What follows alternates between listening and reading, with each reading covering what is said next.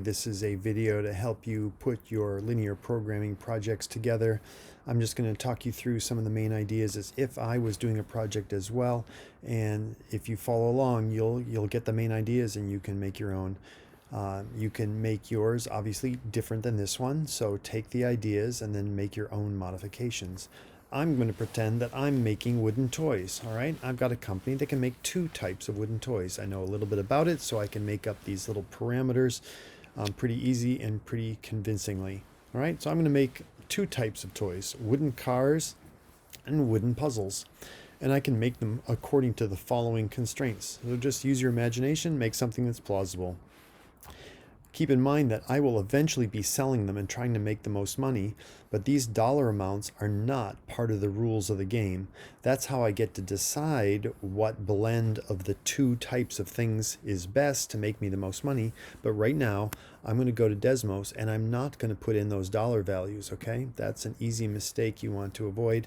You can use them sometimes to set a boundary, but that's usually a lower boundary, and we're interested in the upper amounts of money we can make. So a lot of times it's not all that useful. All right, so cars, that's the letter C, are going to be my X's, and puzzles, letter P comes after C, so that's going to be my Y's. So I'm just going to say that my X's, I need to make at least 10 cars a week, or I'm going to lose my reputation as being an excellent car maker for wooden toys. So my X's need to be greater than or equal to 10, okay?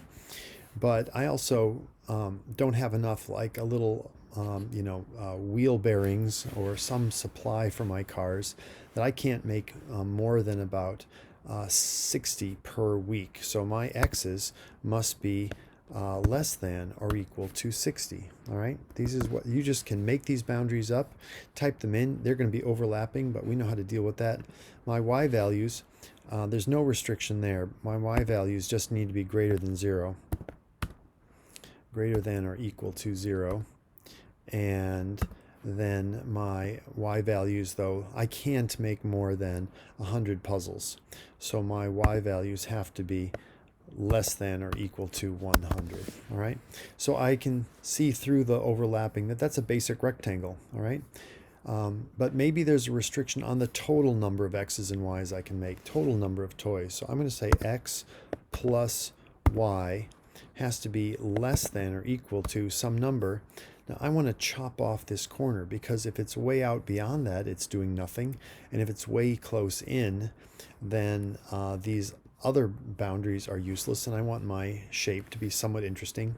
So the easy rule of thumb here is you take 60 as my upper boundary and 100 and add those together. That makes 160. So that's where this corner is. That's 60 plus 100 right there.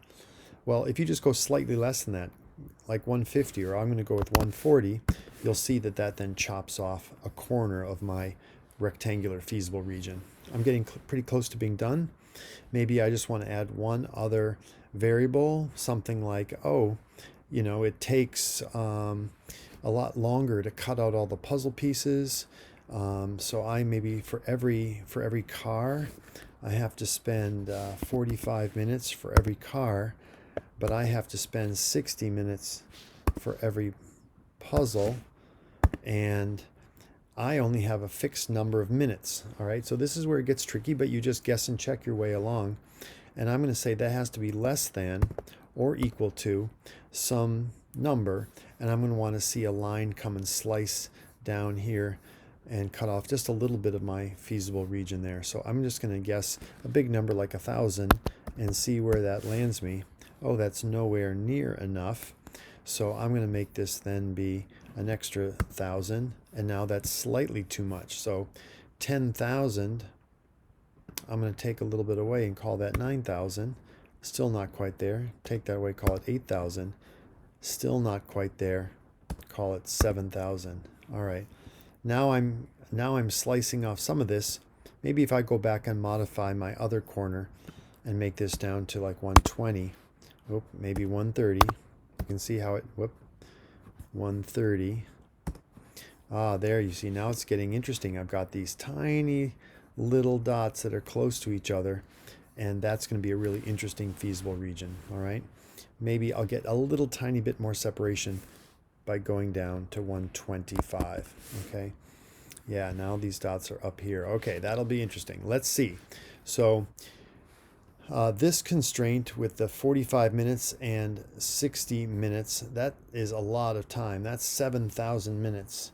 That is perhaps something where I will need to modify that, come up with a different rule or a different way of describing this. Maybe this is over a month and we're talking about with multiple workers in my shop. That's not a big deal. But I'm going to now use my brackets to just get that feasible region so I can display that. Okay, so this is a little bit tricky. You want to just follow along here. I'm going to use the brackets. So I do shift and then next to the letter P is a bracket. And I can do it with any of these. I'm going to do it on this lower one. And then I can copy that upper one and I can paste it into the brackets. And that's going to start getting only my feasible region. I do another bracket. I do the 60. And I copy it and I paste it down in there. I do then another bracket and I'm going to do my greater than 0. And you can go through and you can put in all of these. You have to be careful. If you make one little mistake, you can go off. I find that I hit the X over here, so I'm going to actually put the bracket in the middle here. Bracket there, and I'm going to do the 100 and then put it right there and then close that bracket, and hopefully that is going to show up. There's something, you see that exclamation point right there?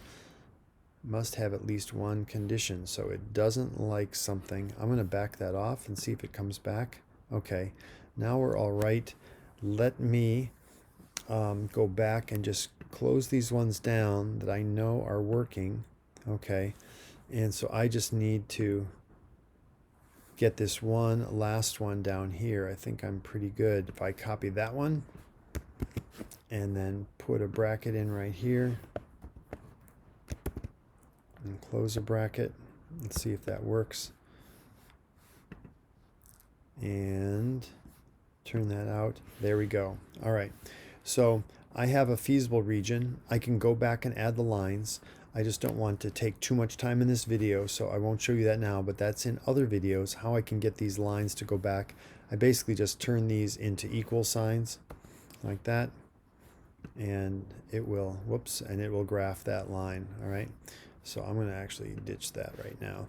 But what I do then is I can take a screenshot of both my equations. I can do the shift key, the command key, the 4, and I can take a screenshot of this. It'll have my inequalities and that shape. That'll appear in my desktop. And then if I go to my Google Drawing, again, I'm going to make a copy of this. You just get the one that I posted or sent you, and then I just do make a copy. And then I put in my name. What was I? Ralph Cramden.